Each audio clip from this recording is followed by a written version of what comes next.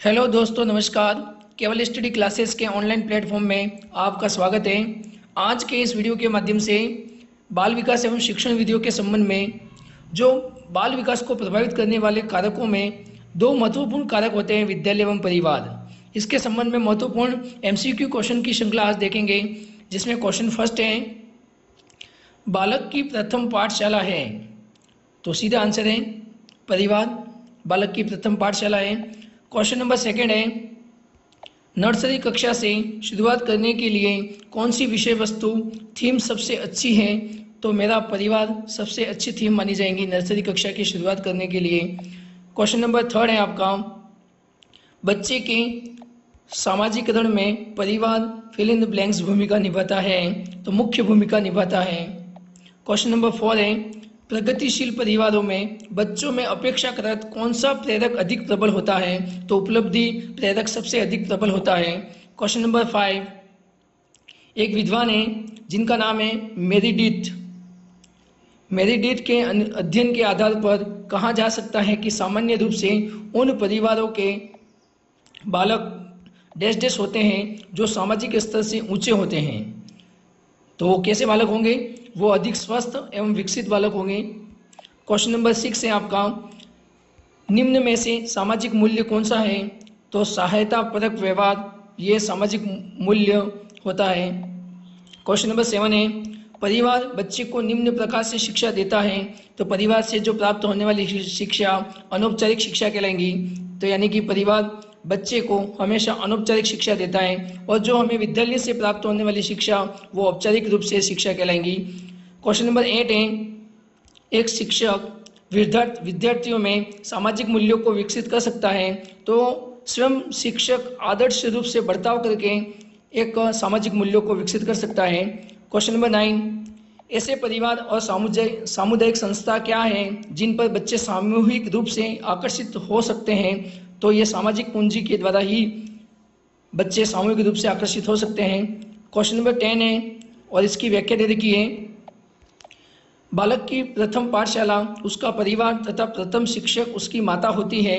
परिवार में ही सबसे पहले बालक अपनी मौलिक आवश्यकताओं एवं अपने रिश्तों को जानना प्रारंभ करता है।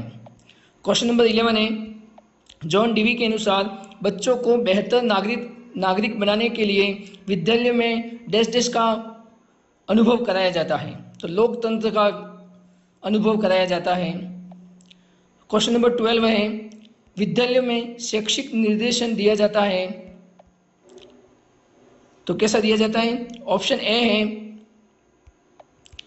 विद्यार्थियों को विषय चयन में सहायता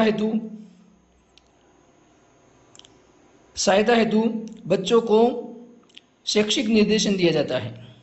क्वेश्चन नंबर आपका 13 है, विद्यालय प्रबंधन का लोकतांत्रिक सिद्धांत क्या होता है।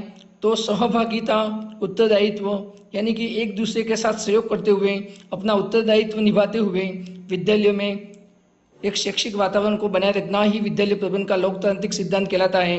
क्वेश्चन नंबर 14 है, निम्न में से कौन सा उदाहरण प्रभावशाली विद्यालय की प्रथा का है। तो व्यक्ति सापेक्ष अधिगम जो होता है वो विद्यालय को प्रभावी बनाता है। इसकी व्याख्या है कि व्यक्तिगत सापेक्ष अधिगम प्रभावशाली विद्यालय की एक प्रथा है और इसे एक अनुकरणीय शिक्षा भी कहते हैं। क्वेश्चन नंबर 15, समावेशित विद्यालय योजना के संदर्भ में कौन सा कथन गलत है। तो चार कथन हैं, जिसमें फर्स्ट है समानता की भावना का विकास, ये बिल्कुल सही है।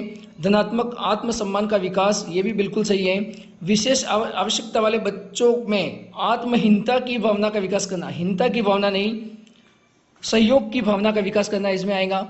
और चौथा ऑप्शन है डी, विशेष आवश्यकता के नैतिक आचरण को उठाना। तो इसमें सी आपका गलत है, बाकी तीनों ऑप्शन सही हैं।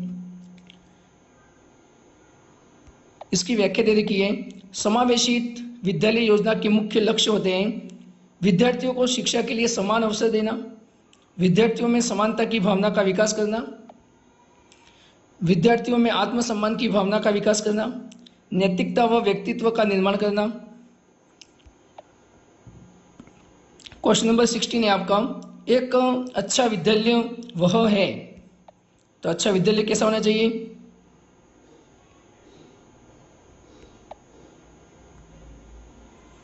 अच्छा विद्यालय के लिए सबसे उपयुक्त चयन जो होगा आपका, जो बालक के सामाजिक स्तरीकरण को समझे तथा कक्षा के वातावरण को प्रगतिशील व प्रेरणास्पद बनाए, वो सबसे सर्वाधिक प्रभावी विद्यालय होगा।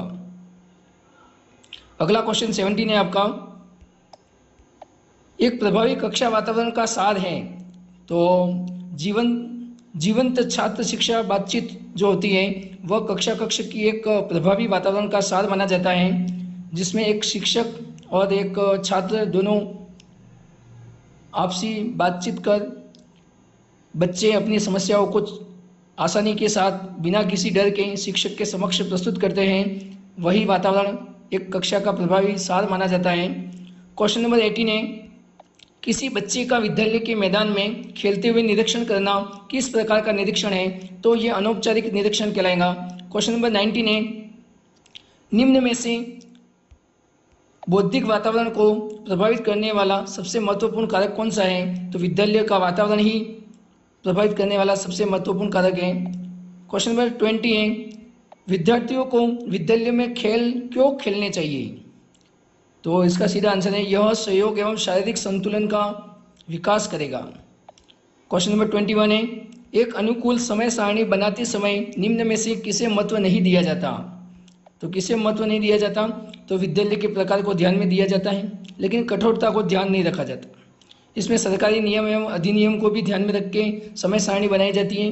विषय के अपेक्षित महत्व एवं कठिनाई का स्तर को भी ध्यान में रखा जाता है।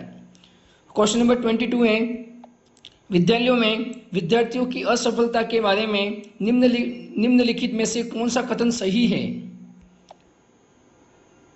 ऑप्शन ए है, विशेष विद्यालयों में असफल होते हैं क्योंकि उन्हें अधिगम के लिए उपयुक्त पुरस्कार नहीं दिए जाते। ये गलत है, पुरस्कार देने की बात नहीं होनी चाहिए। क्वेश्चन बी है, ऑप्शन बी, विद्यार्थी असफल होते हैं क्योंकि शिक्षण उस तरीके से नहीं किया जाता जो उनके लिए सार्थक हो।